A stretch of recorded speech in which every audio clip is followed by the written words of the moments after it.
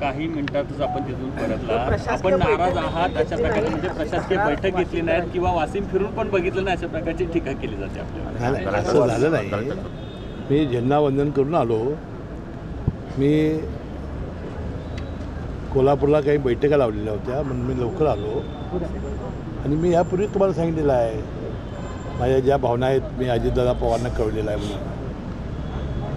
त्याचं काय पुढे झालं का? तुमच्या भावना कळवल्यानंतर पुढे काय झालं? चर्चा अजितदादांची या संदर्भात झालेल्या आहेत का? गेल्यानंतर काही प्रशासकीय बैठका किंवा नियोजनाच्या दृष्टीने काही बैठका घेणं त्यांना अपेक्षित होतं, तसं झालं नाही. काल रात्री मी वेळानं पोचलो, फार लांब आहे ते, आणि सकाळी झेंडावंदन करून निघालो, सुट्टी असते. त्यामुळं आता ज्यावेळा पुन्हा जाईन त्यावेळा बैठक घेईन. तुम्ही नाराजी आहे ते अजितदादांच्या समोर केलेली आहे, काय बदलून देण्यासंदर्भात काही सकारात्मक चर्चा झाली त्याबद्दल काय आपल्याला माहिती नाही. माझ्या भावना शेवटी तुम्ही काम करणारे मंत्री आहात. अजितदादा पवार माझे नेते आहेत, त्यांना मी माझ्या भावना सांगितलेल्या आहेत आणि श्रद्धा आणि सबुरी आपण करायचे सांगितलं आहे तुम्हाला. वाशिममधले सगळेच आता जे अधिकारी असतील किंवा जे लोक असतील तुमचे कार्यकर्ते देखील तिकडचे आता नाराज झालेले, कारण बैठका घेतलेल्या आहेत. पुढे त्यांच्या तोंडातून येते की मुश्रीफ साहेब नाराज आहेत.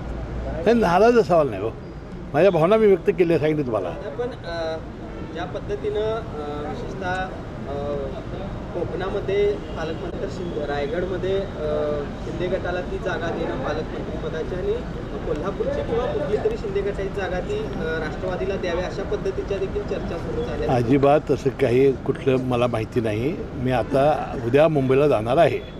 छोटा जिल्हा असा काही प्रकार आहे कसं? हिरवळांनी सुद्धा असं म्हणले की मी गरीब जिल्हा नाही, त्याबद्दल सुद्धा त्यांनी खुलासा केला. माझे ते बोलण्याचा तसा भावार्थ नव्हता, त्यांनी खुलासा केलेला आहे. बीड प्रकरणामध्ये बीडचे जे सिव्हिल सर्जन आहेत त्यांना धनंजय मुंडे यांच्या सांगण्यावरूनच तिथं आणलं गेलेलं आहे. त्यामुळे संतोष देशमुख यांचा जो काही शवविच्छेदन अहवाल आहे तो योग्य पद्धतीने दिला गेला आहे का असं एक शंका उपस्थित केली आहे अंजली दमानी यांनी आज. त्यांनी कालच ती केलेली आहे. काल मी ते प्रसारमाध्यमात बघितलेलं आहे.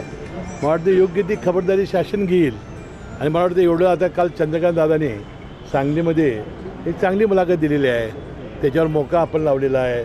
त्यांची जी आता मालमत्ता आहे ते जप्त करण्याचं काम सुरू झालेलं आहे. त्याशिवाय माजी निवृत्त न्यायाधीशाच्या मार्फत चौकशी सुरू झालेली आहे. या सगळ्या आता कारवाई सुरू झालेल्या आहेत. छावा चित्रपटाबद्दल वादन सुरू आहे. संभाजीराजेंनी पण नाराजी नाही, संभाजीराजे केली, उदय सामंतांनी केलेली आहे. जर तसं इतिहासाला अनुरूप जर नसेल तर त्याच्यामध्ये दुरुस्ती झाली पाहिजे या भावना आहेत. कारण छत्रपती शिवाजी महाराज आणि संभाजी महाराज ही आमची दैवत आहेत. साहेब, तुमच्या आदेशाने CPR-मधलं अतिक्रमण काढण्यासंदर्भात आपण आदेश केला होता गेल्या 15 ॲक्शन झाली गेल्या रविवारी, मात्र ते पूर्णपणे काढले नाही, जसे तुम्ही ठेवले नाही. त्याच्या पुढे काही होणार आहे? नाही, त्यामध्ये यापूर्वी न्यायाधीशांनी म्हणजे कोर्टाने सांगितलं होतं ते काढा. आणि आता तिथं काय झालं की आपण जो निधी दिलेला आहे तिथं इमारती दुरुस्तीसाठी, रस्त्यासाठी, ड्रेनेजसाठी, त्यामुळे त्याला अडथळे येत होते. त्यामुळे ते अतिक्रमण दूर केलेलं आहे. काय राहिलेलं आहे शिल्लक त्याची माहिती मी घेईन. एसटी दरवाढीच्या संदर्भात आज ठिकठिकाणी उद्धव ठाकरेंच्या सेनेकडून आंदोलन हे केली जाते. एसटी फायद्यात होती यापूर्वी दावा केला जात होता, मात्र आता ती तोट्यात का, असं जयंत पाटील सुद्धा सवाल होता. नाही, आता त्याबद्दल अजितदादांनी सुद्धा आपल्या काही प्रतिक्रिया व्यक्त केलेल्या होत्या. उद्या मला गेल्यानंतर मंत्रिमंडळाच्या बैठकीतच कळेल आपल्याला की नेमकं काय वास्तव आहे. अमित शहानी देखील शरद पवार आणि सहकारासाठी काय केलं इतक्या वर्षात असा प्रश्न उपस्थित केला. तुम्हाला काय वाटतं? ते अमित शहा साहेबांचं भाषण मी ऐकलेलं नाही. भाजपला पक्ष फोडण्याची एक चटक लागलेली आहे. त्यामुळे अजितदादा असतील, शिंदे गट असतील किंवा केंद्रातील जे पक्ष त्यांच्यासोबत आहेत ते येत्या काळात येणार आहेत असं एक भविष्यवाणी आणि संजय राऊतांनी केली आहे. भारतीय जनता पक्षाबरोबरचा आमचा जो अनुभव आहे तो अतिशय चांगला आहे. साहेब, वैद्यकीय शिक्षणमधल्या 2 आणि क्लास 2 आणि क्लास 3च्या पदनिर्मितीचा निर्णय अजूनही विभागानं आपल्या घेतलेला नाही, दोन्ही घेतलेले आहेत. आपण महाराष्ट्र पब्लिक सर्व्हिस कमिशनमार्फत जाहिराती काढलेल्या आहेत. ती पदं भरण्याची काम सुरू आहे. त्यानंतर जी पदं आपली जिल्हाधिकाऱ्यांच्या मार्फत भरली जातात त्याच्याही जाहिरात निघालेल्या आहेत.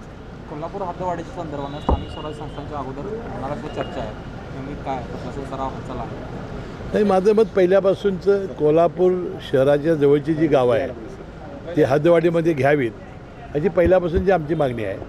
पुन्हा एकदा आपल्या शहरातील आणि ह्याच्यातील आपल्या लोकप्रतिनिधींना घेऊन पुन्हा एकदा आम्ही शासनाकडे प्रयत्न करू खरं तर हे कायमचंच उत्तर प्रत्येक नाही, ते राजकारण्यांचं ठीक आहे. पण होणार कधी हा प्रश्न आता तुमचं अनेक म्हणणं वर्षे- करेक्ट भर आहे, कारण हे होऊ शकत नाही, हे खंत आम्हालाही आहे.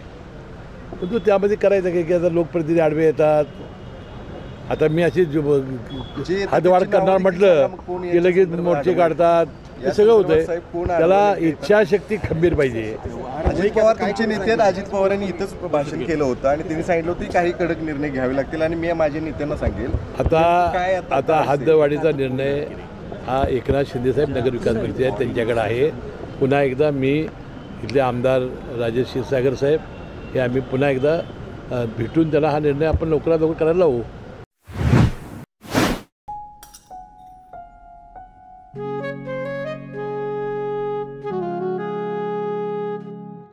बाबा, आज येताना बासुंदी घेऊन या ना. अगं, कालच आपण आईचा वाढदिवस होता म्हणून आणली होती ना. ऐकलं, गोकुळची बासुंदी पुन्हा खावीशी वाटतेय. खरं सांगू, मलाही खावीशी वाटतेय. पुन्हा पुन्हा खावीशी वाटणारी गोकुळ बासुंदी.